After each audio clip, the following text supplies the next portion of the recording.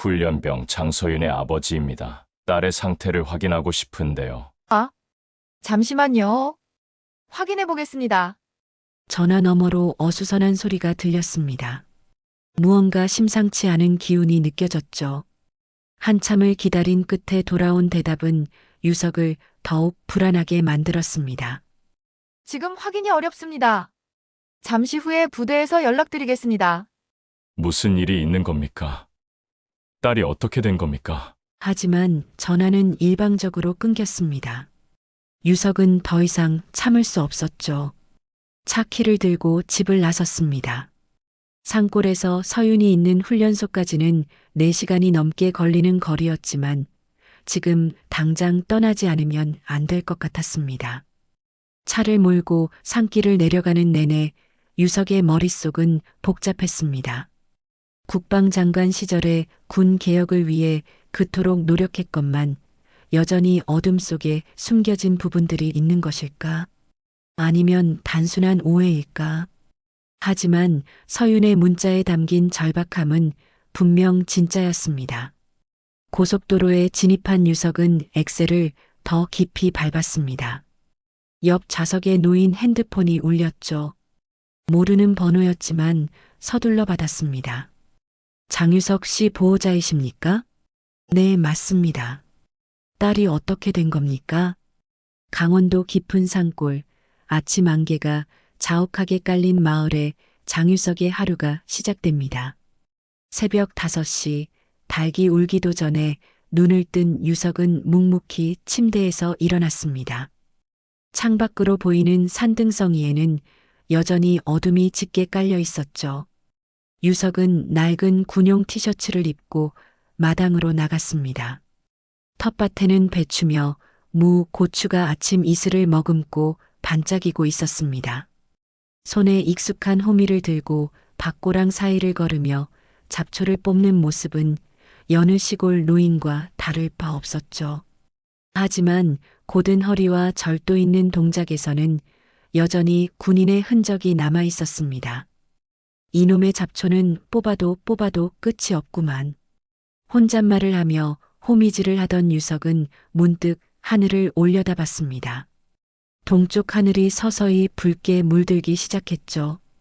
예전 같았으면 이 시간에 청와대로 출근하고 있었을 텐데. 국방장관 시절 새벽 5시면 이미 보고서를 검토하고 있었던 때가 엊그제 같은데 벌써 10년이 훌쩍 지났습니다. 유석은 집으로 돌아와 간단한 아침을 차렸습니다. 된장찌개와 김치, 그리고 텃밭에서 딴 상추 몇 장. 혼자 먹는 밥상이 썰렁하긴 했지만 이제는 익숙해진 일상이었죠. 밥을 먹다 말고 벽에 걸린 사진을 바라봤습니다. 국방장관 취임식 때 찍은 가족 사진. 아내와 딸 서윤이 환하게 웃고 있는 모습이 여전히 선명했습니다. 여보, 서윤이는 잘 지내고 있어. 군대도 잘 적응하고 있대. 빈 공간을 향해 중얼거린 유석은 쓴웃음을 지었습니다. 아내가 세상을 떠난 지도 벌써 5년. 서윤이가 군 입대를 결정했을 때 유석은 반대했었죠. 하지만 서윤은 고집을 꺾지 않았습니다. 아빠가 지킨 나라를 나도 지키고 싶어요. 그 말에 유석은 더 이상 반대할 수 없었습니다. 대한민국 국군의 수장이었던 자신이 딸의 군 입대를 막는다는 것도 우스운 일이었으니까요. 아침을 먹고 난 유석은 거실로 나와 오래된 노트북을 켰습니다. 인터넷은 느렸지만 세상과 소통하는 유일한 창구였죠. 이메일함을 확인하니 옛 부하들에게서 안부 인사가 몇 통 와 있었습니다. 하나씩 답장을 보내다가 핸드폰이 울렸습니다. 메시지 알림음. 발신자는 딸 서윤이었습니다. 사진 한 장과 함께 짧은 문자가 도착했죠. 잘 지내요, 아빠. 훈련 열심히 하고 있어요. 사진 속 서윤은 군복을 입고 환하게 웃고 있었습니다. 얼굴은 햇볕에 그을렸지만 건강해 보였죠. 유석은 사진을 한참 들여다보다가 천천히 답장을 썼습니다. 건강이 최고다. 무리하지 말고. 짧은 문자였지만 그 안에는 아버지의 모든 마음이 담겨 있었습니다. 유석은 핸드폰을 내려놓고 창밖을 바라봤습니다. 산 너머로 해가 완전히 떠올랐고 안개도 서서히 걷히고 있었죠. 오후가 되자 유석은 다시 텃밭으로 나갔습니다. 고추를 따고 토마토 지지대를 정리하는 일상적인 일들. 하지만 마음 한구석에는 늘 서윤이 자리하고 있었습니다. 군 생활이 얼마나 힘든지 누구보다 잘 아는 유석이었기에 딸이 잘 견뎌내고 있다는 사실이 대견하면서도 안쓰러웠죠. 저녁 무렵 유석은 작은 평상에 앉아 막걸리 한 잔을 기울였습니다. 노을이 산마루를 붉게 물들이고 시원한 바람이 불어왔습니다. 도시의 소음 대신 풀벌레 소리가 귓가를 채웠죠. 이제 애비 노릇밖에 남은 게 없지. 혼잣말처럼 중얼거린 유석은 다시 한 모금 막걸리를 마셨습니다. 대통령 옆에서 국가 안보를 책임지던 시절이 꿈만 같았습니다. 권력의 중심에 있었지만 정작 가족과 함께할 시간은 없었죠. 이제야 비로소 평범한 아버지가 된 것 같았습니다. 밤이 깊어가자 유석은 집으로 들어왔습니다. 샤워를 하고 잠자리에 들기 전 다시 한번 서윤의 사진을 꺼내봤습니다. 군복을 입은 딸의 모습이 자랑스러우면서도 걱정스러웠죠. 서윤아, 힘들면 언제든 아빠한테 연락해. 아빠는 항상 여기 있으니까. 마음속으로 되뇌인 유석은 불을 끄고 눈을 감았습니다. 창밖에서는 여전히 풀벌레 소리가 들려왔고 깊은 산골의 밤은 고요하게 흘러갔습니다. 은퇴한 전직 국방장관의 하루는 그렇게 평화롭게 저물어가고 있었죠. 아직 다가올 폭풍을 전혀 예감하지 못한 채로 말입니다. 그날 밤도 여느 때와 다름없이 조용했습니다. 유석은 깊은 잠에 빠져 있었죠. 창밖으로는 달빛이 은은하게 비치고 멀리서 올빼미 울음소리가 간간히 들려왔습니다. 산골의 밤은 도시와 달리 칠흑 같은 어둠에 쌓여 있었지만 그 고요함이 오히려 마음을 편안하게 해주곤 했습니다. 밤 11시 27분. 침대 옆 탁자에 놓인 핸드폰이 갑자기 진동했습니다. 유석은 잠결에 손을 뻗어 핸드폰을 집어들었죠. 화면에 뜬 발신자는 딸 서윤이었습니다. 이 늦은 시간에 연락이 오다니. 유석은 벌떡 일어나 앉으며 메시지를 확인했습니다. 아빠, 나 맞고 있어. 숨도 못 쉬겠어. 제발 도와줘. 짧은 문자였지만 그 안에 담긴 절박함이 유석의 온몸을 얼어붙게 만들었습니다. 심장이 미친 듯이 뛰기 시작했죠. 떨리는 손으로 즉시 서윤에게 전화를 걸었지만 신호음만 울릴 뿐 받지 않았습니다. 다시 걸고 또 걸었지만 결과는 마찬가지였습니다. 서윤아, 서윤아. 유석은 방 안을 서성이며 계속해서 전화를 걸었습니다. 하지만 서윤의 핸드폰은 꺼진 것처럼 연결되지 않았죠. 문자를 보내봤지만 읽음 표시조차 뜨지 않았습니다. 뭔가 심상치 않은 일이 벌어지고 있다는 직감이 들었습니다. 유석은 즉시 군 관련 비상 연락망을 뒤졌습니다. 서윤이 훈련받고 있는 부대 전화번호를 찾아 걸었지만 이미 늦은 시간이라 당직 사관만 전화를 받았죠. 여보세요. 저는 훈련병 장서윤의 아버지입니다. 딸에게서 이상한 문자를 받았는데. 아, 예. 지금 훈련병들은 취침 중입니다. 내일 아침에 다시 연락 주시면. 아니, 지금 당장 확인이 필요합니다. 딸이 위험에 처해 있을 수도 있습니다. 유석의 목소리가 높아졌지만 당직 사관은 규정대로만 답변할 뿐이었습니다. 전직 국방장관이라는 신분을 밝히고 싶었지만 그것이 오히려 딸에게 해가 될 수도 있다는 생각에 참았죠. 그날 밤 유석은 한숨도 자지 못했습니다. 서윤의 문자를 수백 번도 넘게 다시 읽으며 불안에 떨었죠. 막고 있어라는 표현이 머릿속을 떠나지 않았습니다.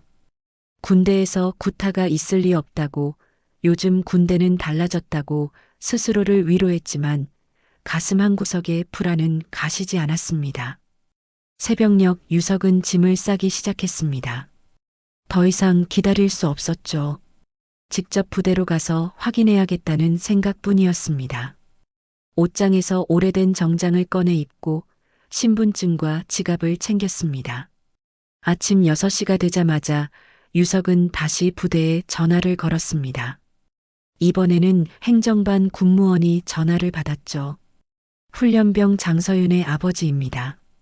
딸의 상태를 확인하고 싶은데요. 아, 잠시만요. 확인해 보겠습니다. 전화 너머로 어수선한 소리가 들렸습니다. 무언가 심상치 않은 기운이 느껴졌죠. 한참을 기다린 끝에 돌아온 대답은 유석을 더욱 불안하게 만들었습니다.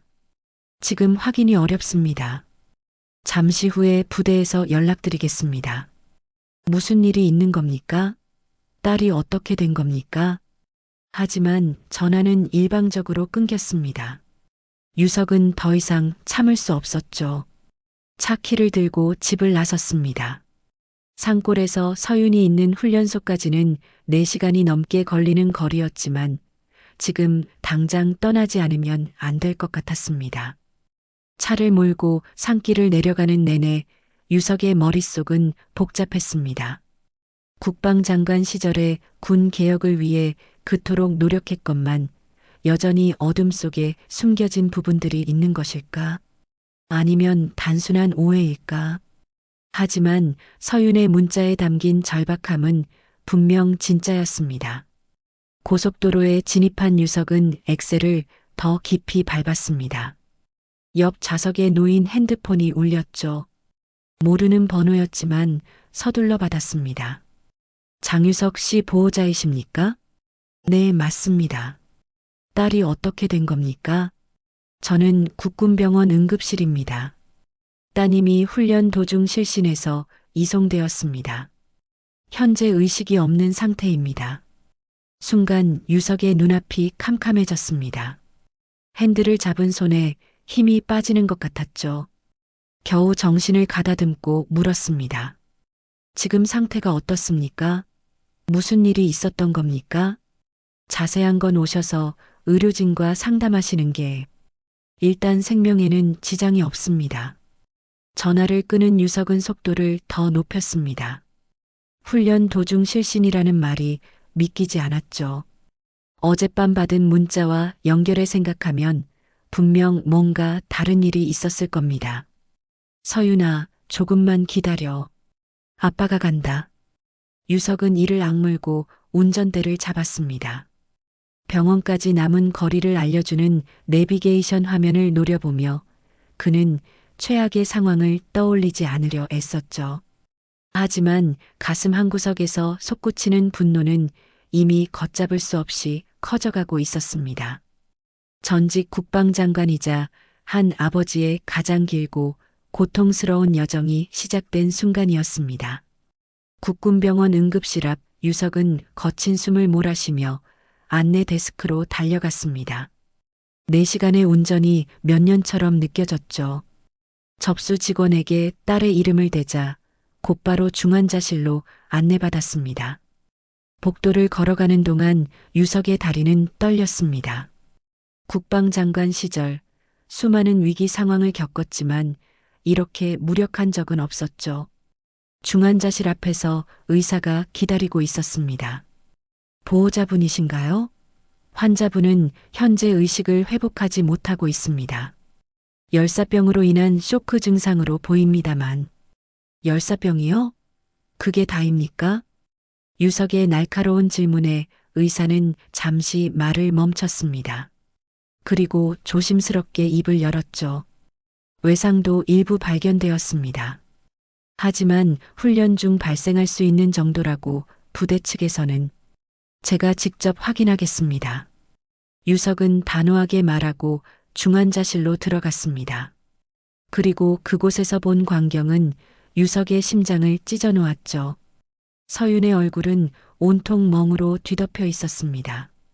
팔과 다리에도 시퍼런 멍 자국이 선명했죠. 이것이 단순한 훈련 중 부상일 리 없었습니다.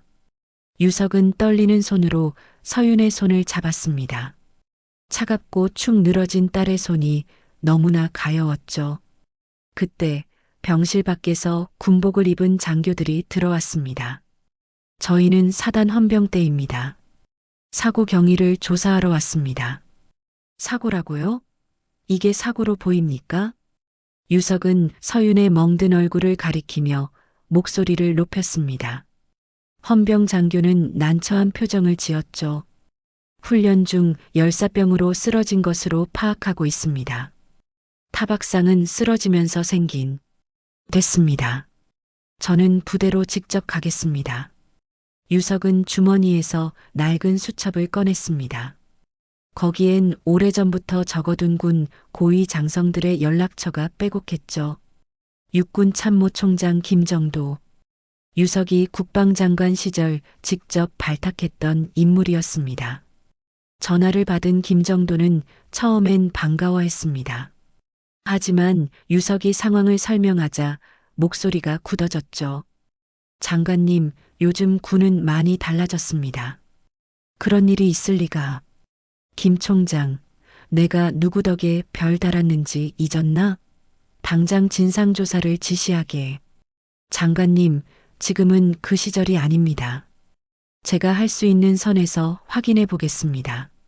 전화를 끊은 유석은 분노로 몸을 떨었습니다.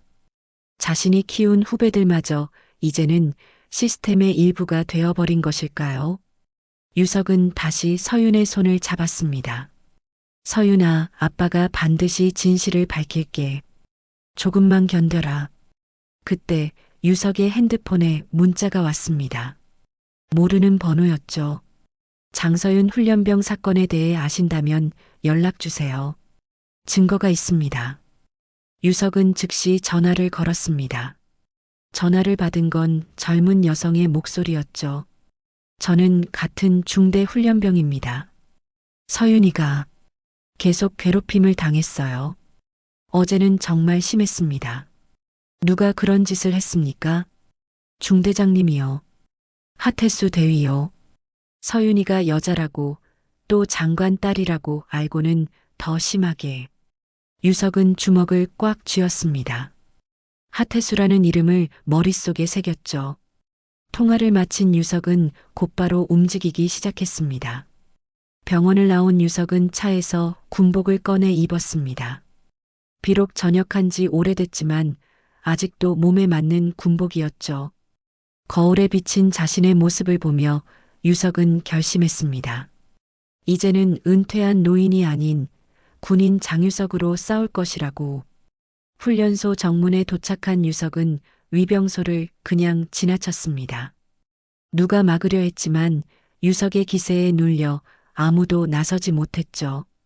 곧장 사단장실로 향한 유석은 문을 박차고 들어갔습니다. 누구십니까? 전 국방장관 장유석이다. 내 딸이 이 부대에서 폭행당해 의식불명 상태다. 당장 해명하라. 사단장은 당황한 표정으로 일어섰습니다. 그제야 유석이 누구인지 알아본 것이죠. 장관님, 이건 오해입니다. 저희가 조사 중에. 조사? 가해자가 버젓이 돌아다니는데 무슨 조사를 한다는 거냐? 유석의 호통에 사단장실이 조용해졌습니다. 곧이어 참모들이 우르르 들어왔죠. 그 중에는 문제의 하태수 대위도 있었습니다. 유석은 하태수를 노려봤습니다. 아직 젊은 장교였지만 눈빛에는 오만함이 가득했죠. 유석은 천천히 하태수에게 다가갔습니다. 내가 하태수 대위냐? 예, 맞습니다만. 유석의 주먹이 번개처럼 날아갔습니다. 하태수는 그대로 나가떨어졌죠. 주변이 술렁였지만 아무도 유석을 막지 못했습니다. 내 딸을 누가 건드렸어? 감히 누가? 유석의 절규가 사단장실을 가득 채웠습니다. 한때 이 나라 군의 수장이었던 사람이 이제는 그저 딸을 지키지 못한 한 아버지로 무너져 내리고 있었죠.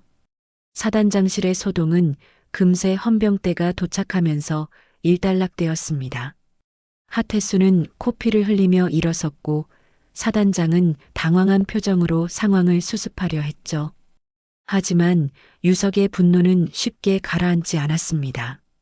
장관님, 일단 진정하시고 제 집무실에서 차분히 이야기를. 진정하라고? 내 딸이 저놈 때문에 의식불명인데 진정하라고? 유석은 사단장의 말을 잘랐습니다.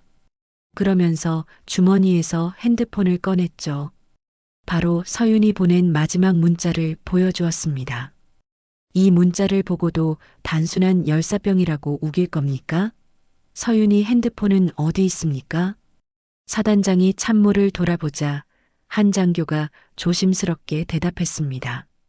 훈련병 소지품은 입소시 수거해서 보관 중입니다. 그런데 장서윤 훈련병 것은 분실된 것으로 처리되어 있습니다. 분실? 편리하게도 증거가 될 만한 건 다 사라졌군요. 유석의 냉소적인 말에 사단장실에는 무거운 침묵이 흘렀습니다. 그때 유석의 핸드폰이 울렸죠. 모르는 번호였지만 유석은 곧바로 받았습니다. 장관님, 저는 서윤이 동기훈련병 김민지입니다. 아까 통화했던. 그래, 무슨 일이냐? 서윤이가 훈련소 들어오기 전에 클라우드 백업 설정해뒀대요. 혹시 모를 일에 대비해서요. 비밀번호를 저한테 알려줬는데 유석의 눈이 번뜩였습니다. 역시 똑똑한 딸이었죠. 유석은 급히 메모를 했습니다.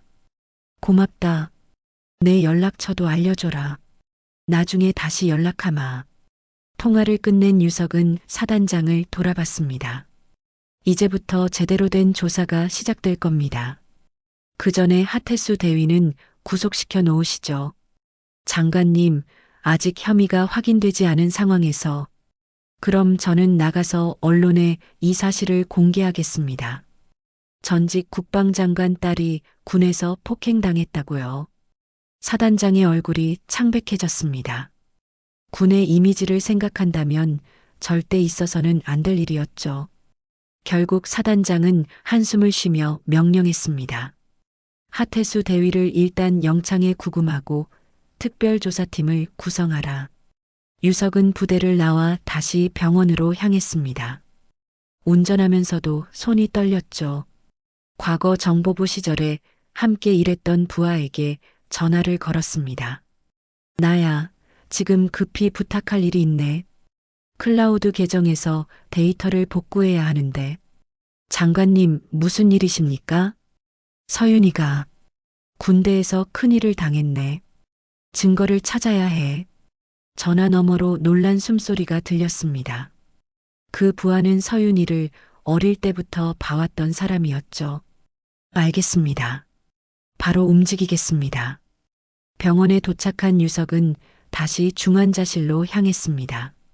서윤은 여전히 의식이 없었죠. 창백한 얼굴에 꽂힌 각종 의료기구들이 유석의 가슴을 찢어 놓았습니다. 그때 병실로 한 여성이 들어왔습니다. 군복을 입은 젊은 여군이었죠. 유석 앞에서 거수경례를 했습니다. 김민지 훈련병입니다. 서윤이 면회 와도 된다고 해서. 들어와. 서윤이랑 친했나? 민지는 고개를 끄덕이며 서윤의 침대 곁으로 다가갔습니다. 그리고는 눈물을 흘리기 시작했죠. 서윤이가 정말 힘들어했어요. 하태수 대위가 장관님 딸이라는 걸 알고부터 더 심하게 굴었어요. 여자가 특혜 받으러 왔다면서. 구체적으로 무슨 일이 있었나? 민지는 잠시 망설이다가 입을 열었습니다. 처음엔 언어 폭력이었어요. 그러다 점점 심해져서 어제는 야간 훈련 때 따로 불러내서 구타했어요. 다른 훈련병들도 동원해서요. 서윤이가 반항하니까 더 때렸고 결국 쓰러졌는데도 물을 끼얹고 일으켜 세웠대요. 유석은 주먹을 꽉 쥐었습니다. 상상만 해도 끔찍한 일이었죠. 민지는 계속 말했습니다. 서윤이가 핸드폰으로 몰래 영상도 찍었어요. 자기가 당하는 걸 증거로 남기려고. 정말 대단했어요. 끝까지 굴복하지 않았거든요. 그때 유석의 핸드폰에 메시지가 왔습니다. 정보부 출신 부하가 보낸 것이었죠. 클라우드에서 영상 파일들을 확보했습니다. 내용이 정말 심각합니다. 유석은 즉시 노트북을 켜고 파일을 확인했습니다. 영상 속에는 서윤이 당한 끔찍한 폭행 장면이 고스란히 담겨 있었죠. 욕설과 구타, 가혹행위의 연속이었습니다. 그리고 마지막 영상에는 서윤의 독백이 담겨 있었습니다. 이게 군입니까? 감옥입니까? 하지만 절대 굴복하지 않을 거예요. 이 모든 걸 세상에 알릴 거예요. 유석은 노트북을 덮고 깊은 숨을 들이쉬었습니다. 딸이 얼마나 외롭고 힘들었을까. 그 고통을 생각하니 가슴이 미어졌죠. 하지만 동시에 끝까지 포기하지 않은 딸이 자랑스럽기도 했습니다. 민지 양, 증언해 줄 수 있겠나? 네, 당연히요. 서윤이를 위해서라면 뭐든 하겠습니다. 유석은 고개를 끄덕였습니다. 이제 반격을 시작할 때였죠. 군이 스스로 정화하지 못한다면 유석이 직접 나서서 썩은 부분을 도려낼 각오였습니다. 전직 국방장관의 인맥과 경험, 그리고 아버지의 분노를 모두 동원해서라도 말입니다. 새벽 4시 유석은 병원 복도에서 밤을 지새웠습니다. 서윤의 상태는 여전히 호전되지 않았죠. 의료진은 뇌진탕과 내상이 심각하다고 했습니다. 유석은 확보한 영상을 보며 결심을 굳혔습니다. 이제는 정면 돌파만이 답이었죠. 아침이 되자 유석은 양복으로 갈아입었습니다. 그리고 언론사 정치부 기자들에게 연락을 돌렸죠. 국방장관 시절부터 알고 지낸 기자들이었습니다. 오늘 오전 10시 청와대 앞에서 기자회견을 할 겁니다. 역대급 특종이 될 거요. 기자들의 반응은 즉각적이었습니다. 전직 국방장관이 청와대 앞에서 기자회견을 한다는 것만으로도 큰 뉴스였으니까요. 유석은 서윤의 영상을 USB에 담아 가슴에 품었습니다. 청와대로 가는 길 유석의 핸드폰이 쉴 새 없이 울렸습니다. 군 고위층부터 정치권 인사들까지 모두가 유석을 말리려 했죠. 하지만 유석은 단 한 통의 전화도 받지 않았습니다. 오전 10시 정각 청와대 분수대 앞에는 수십 명의 기자들이 모여 있었습니다. 유석은 준비한 자료를 들고 마이크 앞에 섰죠. 카메라 플래시가 터지는 가운데 유석은 침착하게 입을 열었습니다. 저는 전직 국방장관 장유석입니다. 오늘 이 자리에 선 것은 한 명의 아버지로서입니다. 기자들이 술렁거렸습니다. 유석은 잠시 숨을 고르고 계속했죠. 제 딸 장서윤이 현재 군 병원 중환자실에서 의식불명 상태입니다. 군은 단순 열사병이라고 하지만 진실은 다릅니다. 유석은 노트북을 열고 영상을 재생했습니다. 서윤이 당한 폭행 장면이 대형 화면에 그대로 나타났죠. 기자들 사이에서 탄식이 흘러나왔습니다. 이것이 대한민국 군의 현실입니까? 국방장관 딸이라는 이유로 더 심한 괴롭힘을 당했습니다. 하태수 대위라는 자는 제 딸을 반죽음 상태로 만들었습니다. 유석의 목소리가 높아졌습니다. 그리고는 서윤이 남긴 마지막 영상을 틀었죠. 화면 속 서윤의 독백이 흘러나왔습니다. 이게 군입니까? 감옥입니까? 순간 기자회견장이 조용해졌습니다. 유석은 떨리는 목소리로 말을 이었죠. 군은 내 딸을 지키지 못했습니다.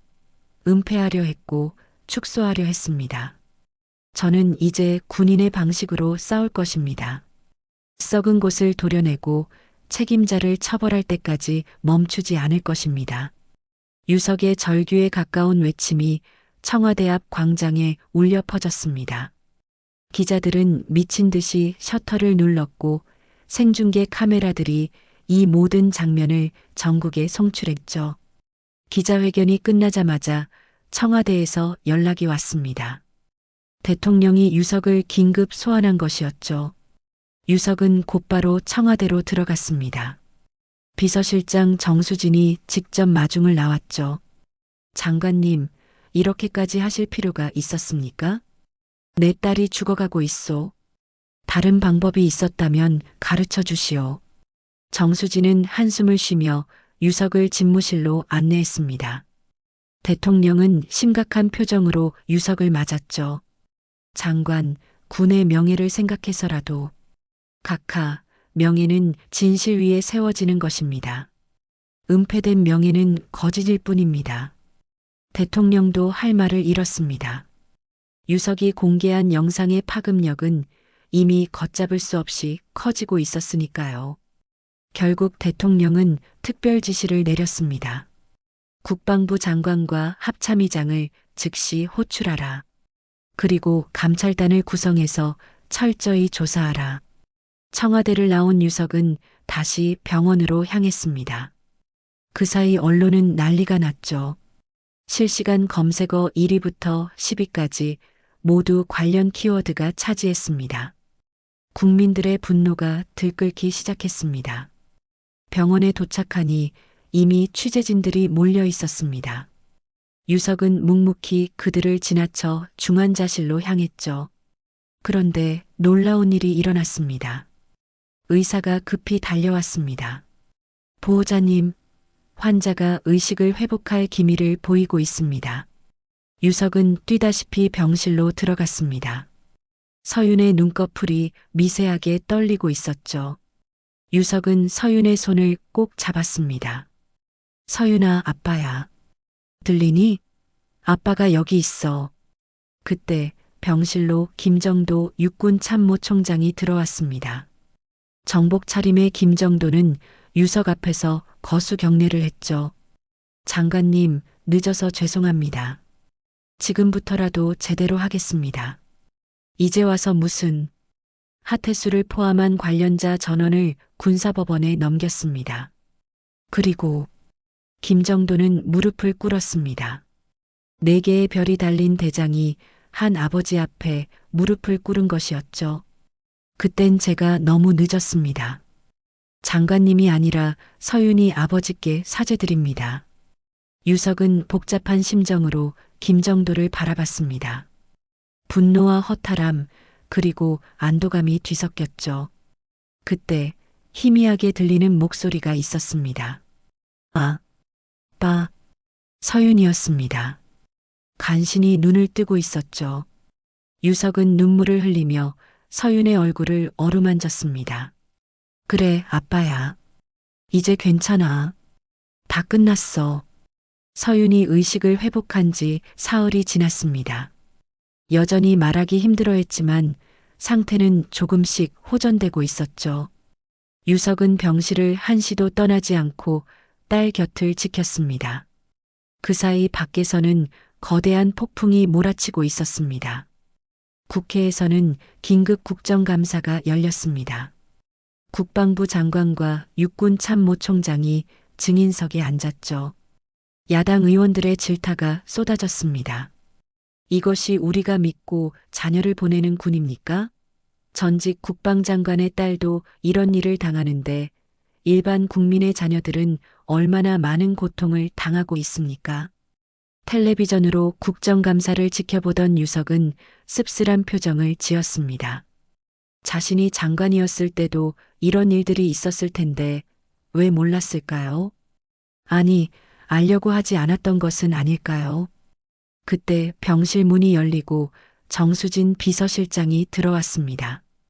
유석은 고개를 돌려 정수진을 바라봤죠. 무슨 일이요? 대통령께서 직접 오시려 했으나 상황을 고려해 제가 대신 왔습니다. 이 사건으로 국방부 장관과 육참총장이 사표를 제출했습니다. 그게 끝이요? 윗선만 자르면 해결되는 문제가 아니잖소. 정수진은 서류 봉투를 내밀었습니다. 대통령께서 특별법 제정을 추진하기로 했습니다. 군 인권보호법이요. 그리고 장관님께 특별위원장을 맡아달라고. 전직 장관이 아니라 아버지로서 오셨군요. 유석은 잠시 생각에 잠겼습니다. 그리고는 서윤을 바라봤죠. 서윤이 희미하게 고개를 끄덕였습니다. 알겠소. 하지만 조건이 있소. 형식적인 위원회가 아니라 실질적인 권한을 가진 조직이어야 하오.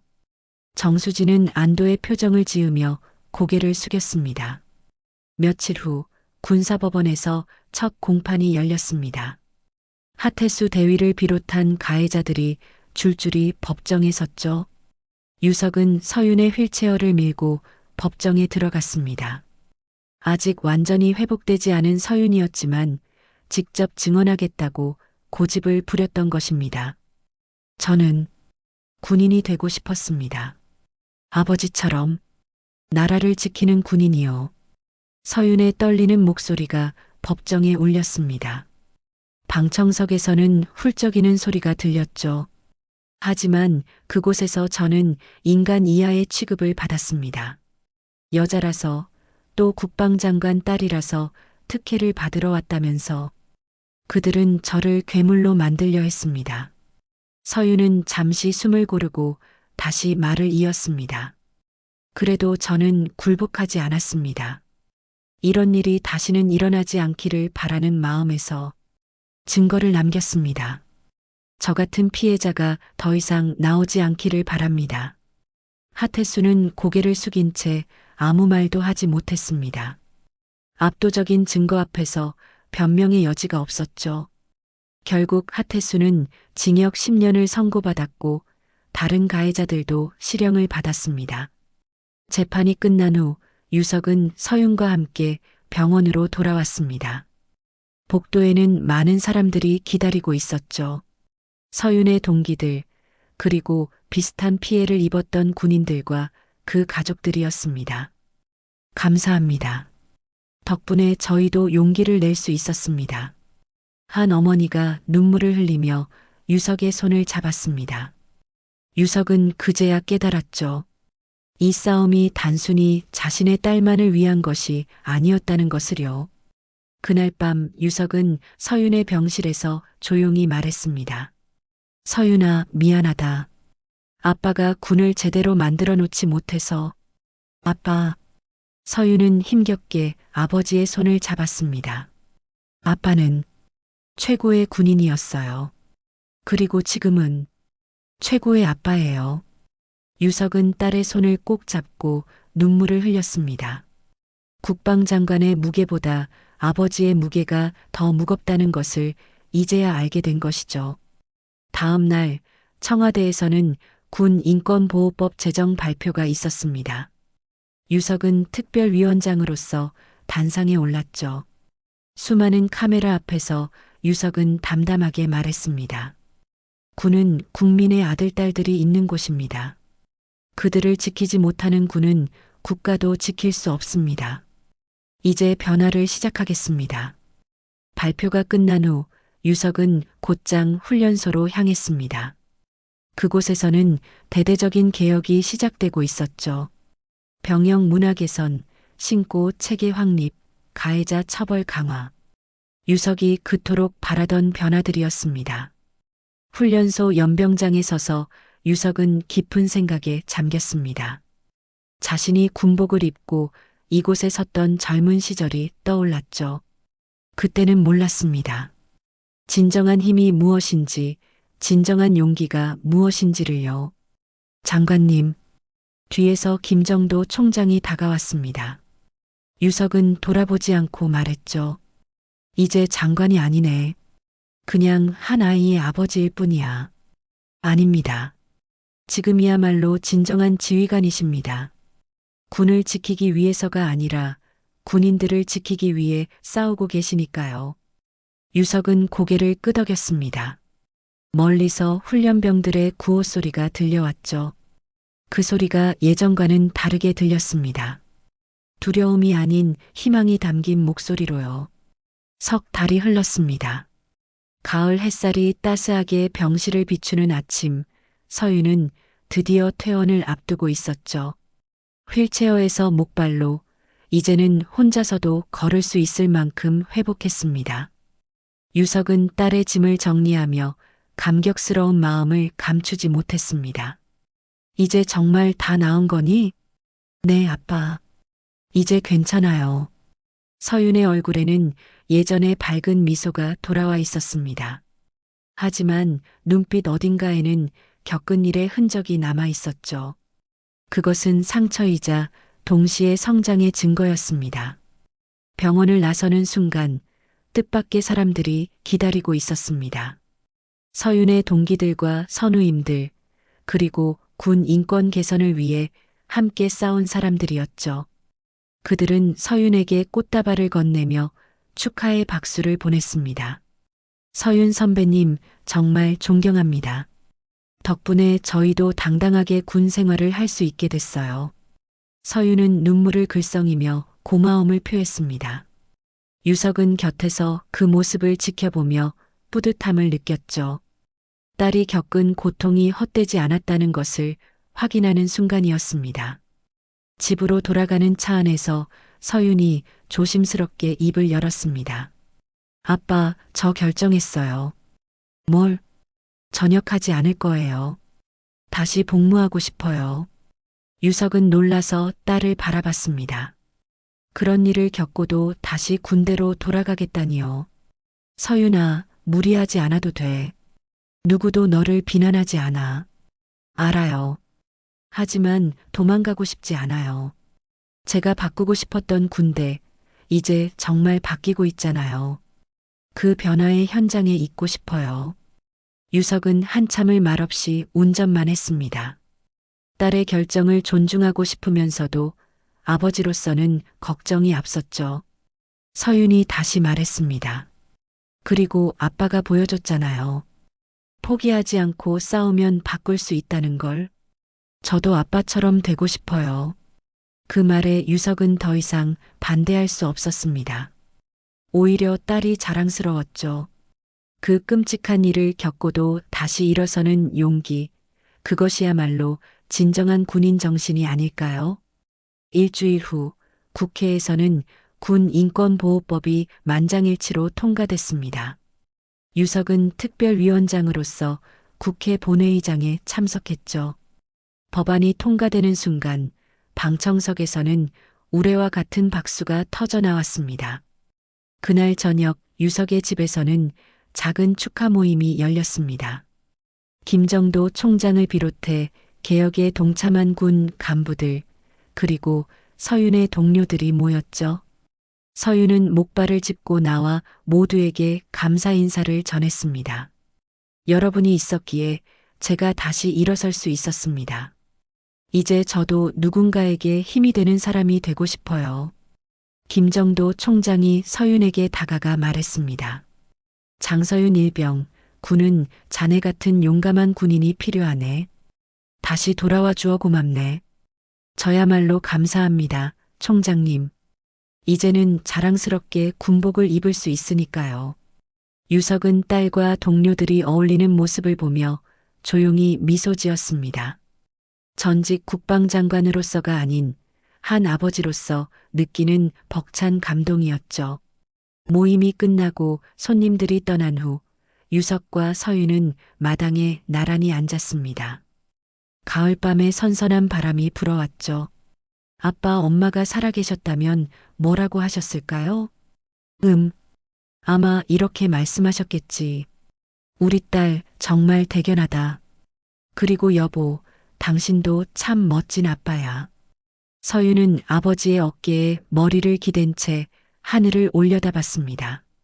별들이 유난히 밝게 빛나고 있었죠. 저도 나중에 아이를 낳으면 이야기해주고 싶어요. 우리 할아버지가 얼마나 멋진 분이었는지, 그리고 엄마가 얼마나 용감했는지. 그때가 되면 우리나라 군대는 정말 많이 달라져 있겠지? 네, 분명히요. 우리가 시작한 변화가 계속될 테니까요. 부녀는 한참 동안 말없이 밤하늘을 바라봤습니다. 고통스러웠던 시간들이 이제는 희망의 씨앗이 되어 싹트고 있었죠. 다음 날 아침 서윤은 군 인권교육 강사 양성 과정에 지원서를 냈습니다. 자신의 경험을 바탕으로 후배들을 돕고 싶다는 포부를 밝혔죠. 유석은 딸의 지원서를 검토하며 흐뭇한 미소를 지었습니다. 이제 시작이구나. 유석의 혼잣말처럼 진정한 변화는 이제부터였습니다. 한 아버지의 분노로 시작된 싸움이 이제는 모두의 희망이 되어가고 있었으니까요. 1년이 흘렀습니다. 서울 시내의 한 강당에서는 특별한 강연이 열리고 있었죠. 군 인권과 변화의 시작이라는 제목의 강연이었습니다. 단상에 선 사람은 군복을 단정하게 차려입은 서윤이었습니다. 계급장은 병장으로 진급해 있었죠. 저는 1년 전 죽음의 문턱까지 갔다가 돌아왔습니다. 하지만 지금 이렇게 여러분 앞에 설 수 있는 것은 포기하지 않는 용기가 있었기 때문입니다. 강당을 가득 메운 청중들은 숨죽여 서윤의 이야기에 귀를 기울였습니다. 그 중에는 군 간부들과 훈련병 부모들, 그리고 언론인들도 있었죠. 맨 뒷자리에서 유석이 조용히 딸의 강연을 지켜보고 있었습니다. 서윤은 자신이 겪은 일들을 담담하게 풀어나갔습니다. 고통스러웠던 순간들, 그리고 그것을 극복하고 다시 일어선 과정까지. 청중들 중에는 눈물을 훔치는 사람들도 있었죠.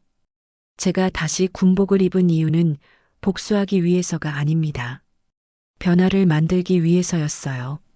그리고 지난 1년 동안 우리 군은 정말 많이 달라졌습니다. 서윤은 군 인권보호법 시행 이후의 변화들을 설명했습니다. 신고 체계의 개선, 가해자 처벌 강화, 그리고 무엇보다 병역 문화의 근본적인 변화. 이 모든 것이 한 아버지의 분노와 한 딸의 용기에서 시작되었다는 사실을 아는 사람들은 더욱 감동했죠. 강연이 끝나자 우레와 같은 박수가 터져 나왔습니다. 서윤은 깊이 인사하고 단상을 내려왔죠. 그때 한 중년 여성이 다가왔습니다. 저도 아들을 군대에 보낸 엄마예요. 장서윤 병장님 덕분에 이제는 안심하고 보낼 수 있게 됐어요. 정말 감사합니다. 서윤은 그 어머니의 손을 꼭 잡았습니다. 이런 순간들이 서윤에게는 가장 큰 보람이었죠. 강연장을 나온 서윤은 기다리고 있던 유석과 만났습니다. 부녀는 나란히 걸으며 이야기를 나눴죠. 강연 잘 들었다. 정말 대견하구나. 아빠가 가르쳐 준 거잖아요. 정의를 위해 싸우는 법을요. 유석은 미소를 지었습니다. 강원도 산골로 다시 내려간 후 유석은 군 인권 관련 책을 집필하고 있었죠. 전직 국방장관이 아닌 한 아버지의 시선으로 쓴 책이었습니다. 아빠, 책은 잘 되어가요? 응, 거의 마무리 단계야. 제목은 군복 입은 우리 아이들을 위하여로 정했어. 서윤은 아버지의 팔짱을 끼며 걸었습니다. 1년 전에 악몽 같던 시간이 이제는 먼 과거처럼 느껴졌죠. 하지만 그 상처가 완전히 사라진 것은 아니었습니다. 다만 이제는 그 상처를 딛고 일어설 힘이 생겼을 뿐이었죠. 참 아빠. 다음 주에 중요한 행사가 있어요. 무슨 행사? 군 인권 헌장 선포식이에요. 거기서 제가 장병 대표로 낭독을 하게 됐어요. 유석은 놀라면서도 자랑스러운 표정을 지었습니다. 딸이 군의 변화를 상징하는 인물이 되었다는 사실이 감격스러웠죠. 일주일 후 계룡대 대강당에서는 역사적인 순간이 펼쳐지고 있었습니다. 군 수뇌부와 각 부대 대표들이 모인 가운데 서윤이 단상에 올랐죠. 당당한 모습으로 군 인권 헌장을 낭독하기 시작했습니다. 우리는 선언한다. 군복을 입은 모든 이들의 존엄과 가치를 존중할 것을, 폭력과 억압이 아닌 신뢰와 존중으로 강한 군대를 만들 것을. 서윤의 목소리는 강당을 가득 채웠습니다. 유석은 특별위원장석에서 그 모습을 지켜봤죠. 옆에 앉은 김정도 총장이 속삭였습니다. 장관님 따님이 정말 훌륭한 군인이 됐습니다. 아니, 처음부터 훌륭한 군인이었어. 우리가 몰라봤을 뿐이지. 선포식이 끝난 후 서윤은 저녁을 앞두고 있었습니다. 하지만 서윤의 여정은 끝이 아니었죠. 군 인권 전문가로서 새로운 길을 걷기로 한 것입니다. 아빠, 저 대학원에 가기로 했어요. 법학을 공부해서 군 인권 전문 변호사가 되고 싶어요. 좋은 결정이다. 아빠가 응원할게. 그로부터 몇 달 후 유석의 책이 출간됐습니다. 베스트셀러가 되었고 많은 부모들이 군에 대한 인식을 바꾸는 계기가 됐죠. 책의 마지막 장에는 이런 문구가 적혀 있었습니다. 군대는 우리 아이들이 성장하는 곳이어야 합니다. 고통받는 곳이 아닌 더 나은 사람이 되는 곳이어야 합니다. 이것이 한 아버지가 딸을 통해 배운 교훈입니다. 어느 가을날 유석은 다시 강원도 산골집으로 돌아왔습니다.